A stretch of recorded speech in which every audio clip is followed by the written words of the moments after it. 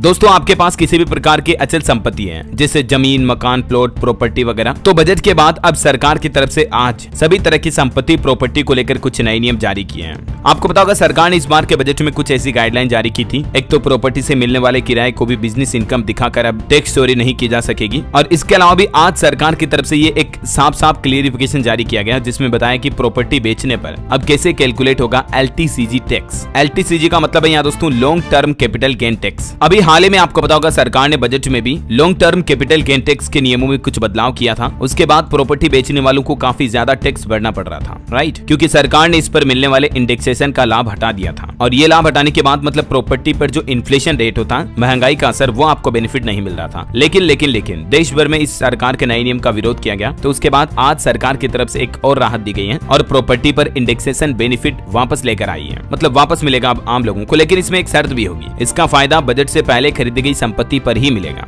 23 जुलाई को बजट आया तब इसे हटा दिया था, यानी कि इस साल 23 जुलाई 2024 से पहले अगर आपने या जिन भी लोगों ने प्रॉपर्टी खरीदी है तब आपको वापस इंडेक्सेशन का ऑप्शन मिलेगा, इसका लाभ मिल पाएगा। बाकी बजट में सरकार ने रियल एस्टेट से मिलने वाले इस इंडेक्सेशन बेनिफिट को हटा दिया था, ठीक है। लेकिन अभी सरकार ने फाइनेंस बिल 2024 में संशोधन पेश करके इसे वापस लागू कर दिया। अब समझिए, अब टैक्स पेयर्स को संपत्ति बेचने से हुए फायदे पर टैक्स चुकाने के लिए दो ऑप्शन मिलेंगे। वो क्या क्या मिलेंगे? और LTCG यानी लॉन्ग टर्म कैपिटल गेन, और इसके अलावा एक और टैक्स होता है शॉर्ट टर्म कैपिटल गेन। अब ये क्या होता है पहले इन्हें समझ लीजिए आप, ताकि आपको पूरा नियम समझने में क्लियरिफिकेशन हो जाएगा। एक साल से ज्यादा समय तक अगर आप किसी शेयर को, इक्विटी, म्यूचुअल फंड को, प्रॉपर्टी को रखते हो, उसके बाद उसे बेचते हो, तब उसे लॉन्ग टर्म कैपिटल गेन में माना जाएगा, मतलब लॉन्ग टर्म का आपको हुआ मुनाफा हो गया। वहीं शॉर्ट टर्म कैपिटल गेन वो होता है अगर आप किसी प्रॉपर्टी को, कोई स्टॉक, इक्विटी, म्यूचुअल फंड को 12 महीने के अंदर सेल कर देते हो, तो उसे शॉर्ट टर्म कैपिटल गेन में माना जाता है। और अभी भारत में शॉर्ट टर्म कैपिटल गेन पर लगभग 15% टैक्स भी लगता है, और कुछ जगहों पर इसे इनकम टैक्स के रूप में काउंट किया जाता है। तो आपकी नेट इनकम पर आपको टैक्स स्लैब के हिसाब से इनकम टैक्स पे करना पड़ता है। अब यहाँ पर मैं आपको एक एग्जांपल से समझाता हूँ कि ये जो सरकार ने पुरानी टैक्स रिजीम में ही इंडेक्सेशन का फायदा दिया है, पुरानी और नई टैक्स रिजीम, दो तरह से आपको फायदा मिलेगा। सबसे पहले समझिए इंडेक्सेशन क्या है। तो महंगाई के हिसाब से रेट को एडजस्ट करने की एक प्रोसेस है। मतलब मान लीजिए आपने कोई प्रॉपर्टी 2015 में खरीदी 10 लाख रुपए में, ठीक है, और अभी इंडेक्सेशन इफेक्ट के साथ उसकी वैल्यू 15 लाख हो गई।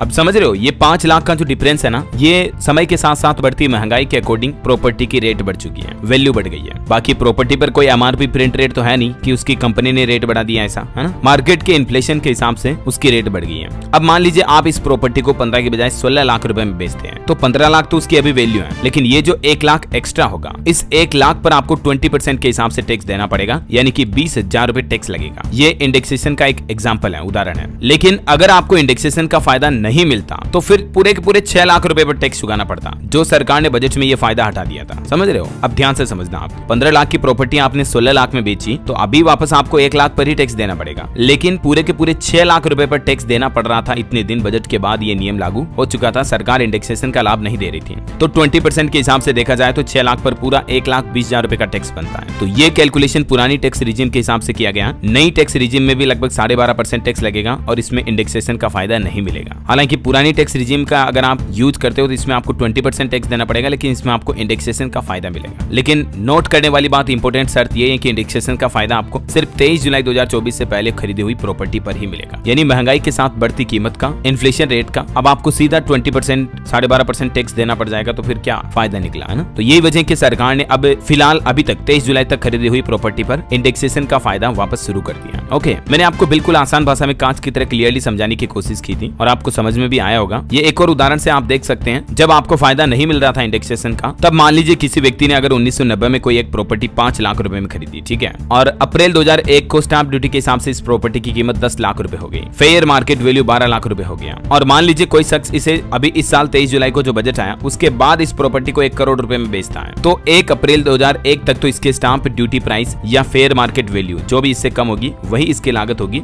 लेकिन बजट में सरकार ने इसका नियम बदल दिया था और इस हिसाब से LTCG टैक्स कैलकुलेशन करे तो तकरीबन 13.25 लाख रुपए टैक्स बनता है सीधा 1 करोड़ की वैल्यूएशन पर, क्योंकि यहाँ भी सरकार ने इंडेक्सेशन हटा दिया था बजट में। लेकिन राहत की बात यह है कि अभी सरकार ने इंडेक्सेशन बेनिफिट वापस लागू कर दिया। सिंपल फंडा ये है। अब भी आपके मन में कोई सवाल है इससे संबंधित तो बिल्कुल बेझिझक मुझे नीचे कमेंट करके पूछेगा, मैं रिप्लाई करने की जरूर कोशिश करूंगा। और बाकी इस वीडियो को लाइक और शेयर करना, DLS न्यूज चैनल को सब्सक्राइब करके बेल आइकन जरूर दबा देना रोजाना ऐसे इन्फॉर्मेटिव काम की खबरें देखते रहने के लिए। जय हिंद, जय भारत, वंदे मातरम।